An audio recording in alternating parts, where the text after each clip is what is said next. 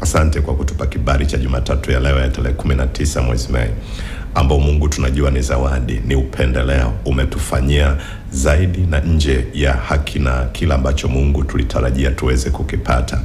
Kama ungehesabu mabaya, nani angesimama?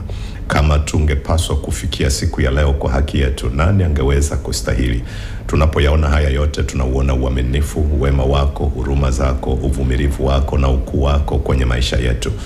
Ndipo Bwana tunapageuza mahali hapa kwa madhabahu yako, na mahali popote tunaposikilizwa, damu yako ikanene mema. Wingu lako la kimbingu litufunika na kutuatamia. Tuko tayari kukusikiliza wewe peke yako. Turehemu, tusamehe, tutakase na kutuosha kwa damu yako.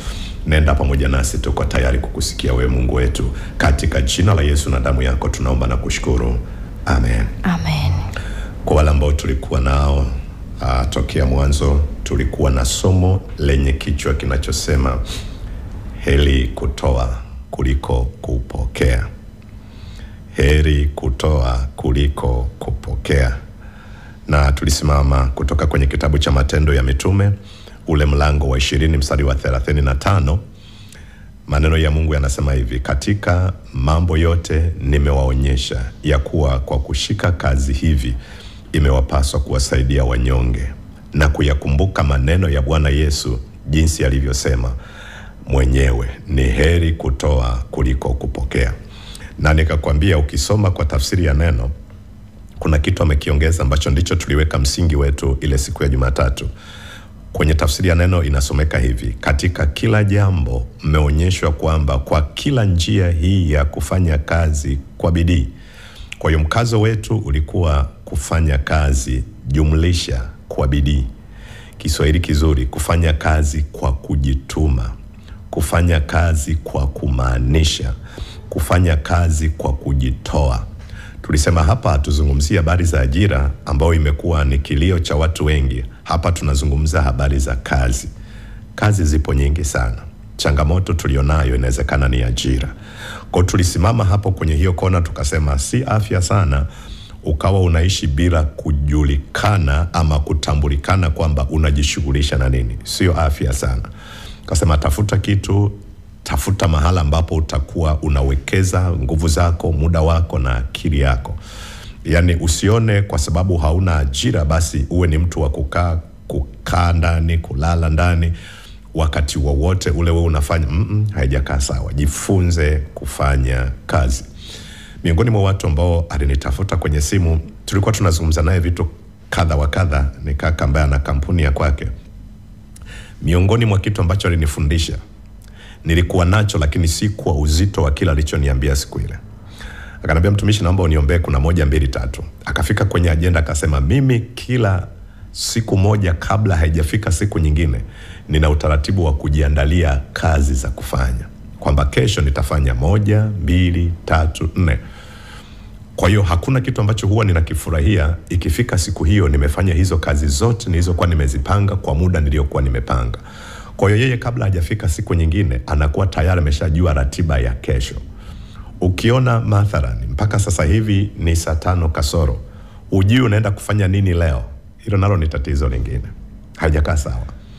Yani usifike mahali ukawa ni mtu ambaye yupo tu, haijulikani anafanya kitu gani. Inakuondolea heshima, inakuondolea utu wako, inakuondolea thamani yako.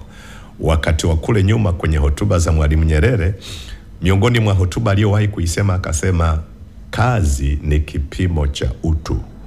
Kazi ni kipimo cha utu. Kwa hiyo mtu anapotaka kupima utu wako, anaangalia unajishughulisha na kitu gani. Kwa hiyo nikasisitiza sana wale vijana wetu waliomaliza form 4, waliomaliza form 6, waliomaliza vyuo, kazi ni kipimo cha utu. Mimi ningekuongezea neno lingine, kazi ni kipimo cha heshima yako. Yani hakuna kitu kizuri unaenda mahali, unajua hata ukisema ninahitaji mkopo, wanakuuliza unajishughulisha na nini. Usifikiri wameweka lile bahati mbaya. Hawawezi wakamkopesha mtu ambaye hana anachokifanya, hana anachoshughulika nacho.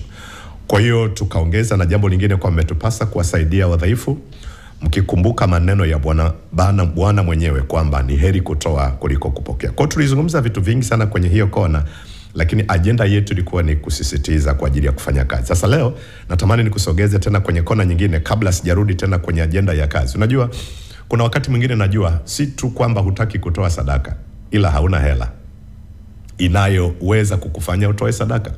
Sasa hatuwezi tu tukasisitiza kwamba utoe sadaka bila kukushirikisha pia namna za kuweza kupata hela. Na namna ya kuweza kupata hela nilikupa ushuhuda ule kijana ambaye alipokuja Dar es Salaam amekuja na vyeti vyake akitegemea kuna ndugu zake 4 watamsaidia, wote walipogoma. Pamoja na kwamba alikuwa amefikia kidato cha 4, aliamua kuweka cheti chake kwenye kabati akaingia kuzoa taka. Unaweza ukadharau ukasema hii ni kazi gani? Mimi ni msomi. Nilizungumza neno gumu sana, nikasema unapokuwa unaitwa msomi halafu usomi haukusaidii kukabiliana na mazingira, tunakuwa na wasiwasi na usomi wako. Narudia hiyo sentence. Unapokuwa umeingia kwenye kundi la wasomi wanaoitwa wamesoma, akili yetu sisi wengine tunategemea kule kusoma kwako kukusaidie kukabiliana na mazingira. Kwa ufike mahali hata kama haujaajiriwa, utumie ule usomi wako kutengeneza namna itakayokufanya uishi. Sio unasoma bado unaendelea kutegemewa mpaka vocha ya kuweka kwenye simu. Nadhani utakuwa haukidhi vigezo vya kuwa msomi. Msomi ni yule ambaye anaweza akakumbana na mazingira magumu akayageuza kuwa fursa yakamuingizia kipato. Jana nilikuwa naangalia taarifa mahali fulani, nikakutana na mama mmoja ambaye anafuga nzi. Bwana Yesu asifiwe. Unaweza ukaelewa. Nzi wanafugwa. Nikatamani kujua nini anachofanyia. Anasema wale nzi sio hawa wa kawaida, wako wale maalum ambao wanatengeneza chakula na mbolea. Lakini asubuhi wakati ninakuja nikawa namsikia mtu mwingine anasema amegundua kiti cha robot ambacho kinaitwa kiti cha hospitali cha kusaidia wagonjwa. Yaani hicho kiti kinakuja kwenye gari, kinakubeba, kinakupeleka kwenye wodi. Amegundua hicho kitu. Alafu yule mtu wakati anazungumza akasema, "Una miaka mingapi?" Nikataja miaka yangu, sijui na wewe una miaka mingapi. Alafu akauliza kitu kingine ambacho kiliendelea kuniumiza. Akaambia, "Huyu amegundua kiti cha roboti. Wewe umegundua nini?" Tafsiri yake ni nini? Huyu ndugu ambaye alikuwa ni fundi seremala hakuishia tu kuwa fundi seremala, akajiongeza kwamba anaweza akapambana na mazingira, kupanua wigo. Kwa sababu kama ni kutengeneza vitanda viko vingi. Lazima ufike mahali ujitofautisha na wengine. Hiyo ndio akili inayotambulisha usomi wa mtu. Jina la Bwana libarikiwe. Kwa tunapotegemea kukuita wewe msomi, tunatamani pia tuone unapambanaje na mazingira. Sijajua kama unafuatilia hata jeshi la wananchi wanapotangaza zile fursa za JKT, miongoni mwa vitu wanavyovisema, angalia sentensi wanayoitumia. Anasema tunataka tuwafundishe vijana kuwa wazalendo, wakakamavu na wawajibikaji. Tafsiri yake ni nini? Kile ulichosoma cha theory kule darasani, kile ulichosoma kule kwenye vyumba, kwenye chuo cha kwako, unapokipeleka sasa kujifunza maisha ya kawaida, manake unahusianisha kilichoko ndani yako na mazingira, sio tena na kilichoko darasani, na mazingira yaliyopo, ili uweze kusogea kwenye hatua nyingine. Sijajua kwa nini nimekamatwa hapo muda mrefu, lakini ninadhani kuna kitu na kuna mtu ambaye ninazungumza naye kwenye hiyo kona. Sasa wacha leo nizungumze kitu hiki, nikusogeze kwenye kona nyingine ambayo imekaa kwenye kona hii, kwamba ndio maana mtu akitoa sadaka. Sasa tunazungumza mtu ambaye ana kipato kilichompa fedha na anataka kutoa sadaka. Anasema ndio maana mtu akitoa sadaka kwako. Sasa ninajua watu wengi tunatamani sana tupokee sadaka kutoka kwa watu. Ngoja nikwambie, unapaliwa makao, sio kadhani ni jambo jepesi. Bwana Yesu asifiwe. Yaani mtu anapoguswa kuleta kitu kinachoitwa sadaka kwako, jifunze jambo hili. Haupewi ili ukitumie mwenyewe. Unapewa ili na wewe uwaguse wengine. Hapo najua watu wataanza kuguna. Ngoja nirudie kusema Bwana Yesu asifiwe. Nasema hivi, ndio maana mtu akitoa sadaka kwako, usisahau pia kutoa sadaka, kwani unapotoa baada ya kupokea ni mlango wa kufungulia milango mingine ya baraka kwako.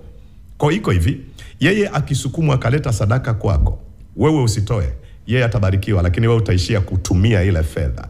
Na sisi hatutamani kile kinachokuja kwako kama sadaka kiishie tu kwako, kiguse maisha ya wengine, lakini pia zile ahadi za Mungu kupitia sadaka ziwe sehemu ya maisha ya kwako. Nizungumze na wazee wa kanisa.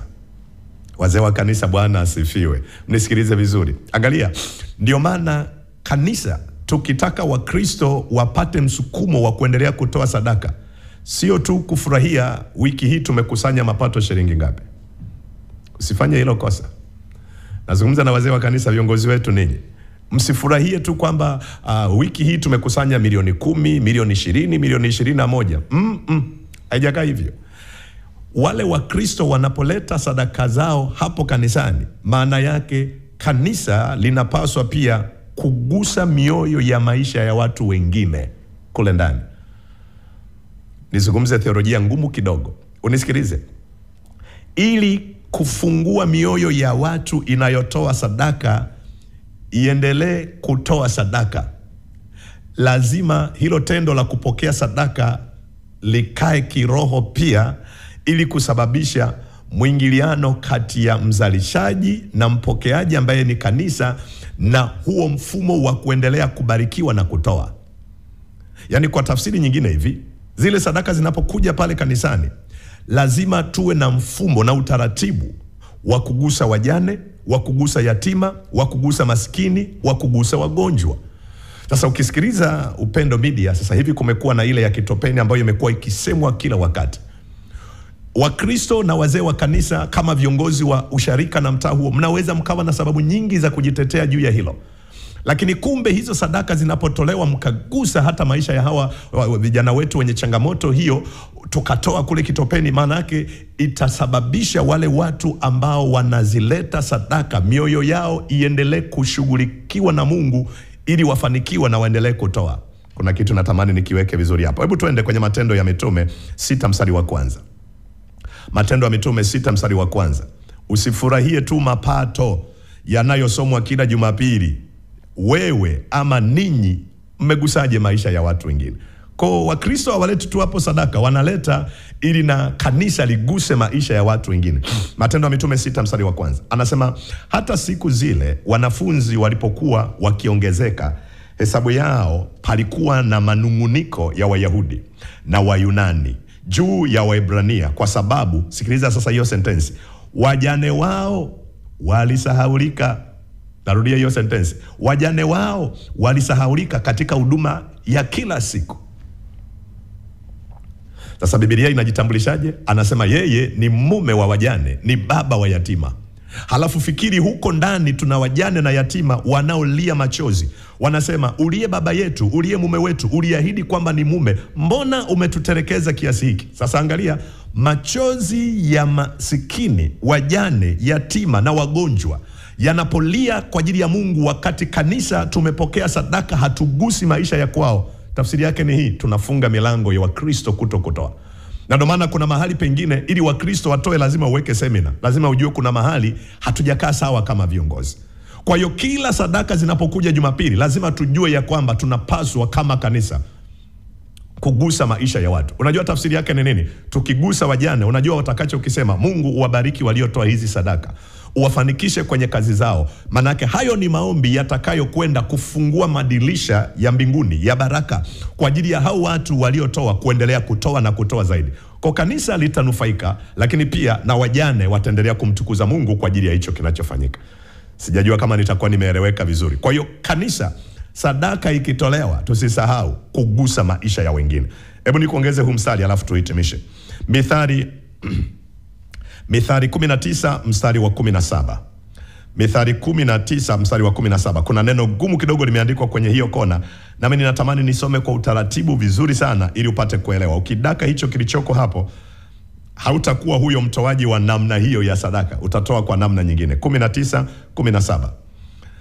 19:17. Anasema hivi, amhurumiaye maskini. Umeona hiyo sentensi?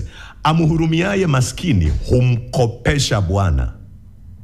Angalia, naye atamlipa kwa tendo lake jema. Sijui kama idaka hiyo sentensi. Ngoja niweke kwa namna iweze kukusaidia. Anayegusa maisha ya maskini anamkopesha Mungu. Kwa hiyo unapotoa sadaka kwa ajili ya wahitaji, unamkopesha Mungu. Biblia inasemaje? Naye atamlipa. Sasa tuchukulie mfumo ambao utaeleweka sana, ambao simaanishi ndivyo ulivyo, lakini ule mfumo ambao utauelewa. Unajua, kwa watu wa benki au ama vyombo vya fedha, wakikukopesha, SACCOS na vikoba, wakikukopesha hawategemei utarudisha kiasi kile kile. Kuna riba kule ndani ambayo lazima iwekwe ili kuifanya hiyo benki endelee kujiendesha. Sasa angalia, Mungu anasema tunapogusa maisha ya maskini, wagonjwa, yatima, wajane, iwe ni mtu binafsi, iwe ni familia, iwe ni kanisa, anasema tendo hilo tunamkopesha Mungu.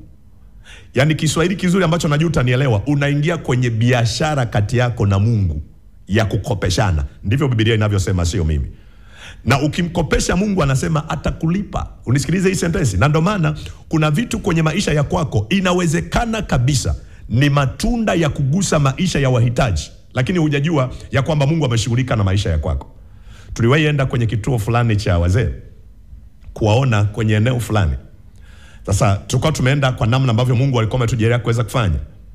Wakati tunazungumza, miongoni mwa jambo ambalo niliwashirikisha wale ndugu, nikamwambia tunaenda kutoa sadaka hizi kwa wazee hawa ambao ndugu zao wanasema hawawezi kuendelea kukaa nao, wako bize, wamewaleta kwenye vituo. Ana maana wakamwambia sasa hivi usijukasema niko bize sana, ukashindwa kuwatembelea watoto wako kule shule, na wenyewe ukizeeka atasema tuko bize. Sasa hiyo ni sentensi nyingine. Nikamwambia tuende na ajenda moja, kwamba kwa kadiri ambavyo Mungu ametujalia tumefanya hiki tulichokifanya, Mungu akumbuke maisha yetu uzeeni, tusije tukakwama. Na wale wazee tulipoenda walizungumza vitu vigumu sana sana, sio rahisi nikazungumza hapa, lakini nilichotaka uone, unapofanya tendo la kugusa maisha ya maskini, ya wahitaji, ujue unamkopesha Mungu. Fikiri kama tungekuwa serious na hiyo biashara, tusingekuwa hivi tulivyo. Angalia, wako wapi wale watu waliokuwa wanaenda kuwatembelea watu hospitalini? Wako watu waliokuwa wanawapelekea chakula watu hospitalini? Wako wapi wale watu waliokwenda kuhubiri hospitalini na kuwatia moyo wale walio wagonjwa? Wako wapi wale ambao walikuwa tayari kutenga vitu vyao kwa ajili ya kuwatembelea maskini na watu wenye uhitaji? Ninajua wako watu ambao ni kweli, ambao wamekuwa ni matapeli, lakini wako wahitaji ambao tunahitaji kufanya. Nisisitize neno hili, anayemsaidia, anayewekeza, anayefanya kwa masikini, anamkopesha Mungu, na Mungu atakulipa. Mungu wa mbinguni akubariki sana. Tukirudi tutaendelea na somo la uponyaji. Amen.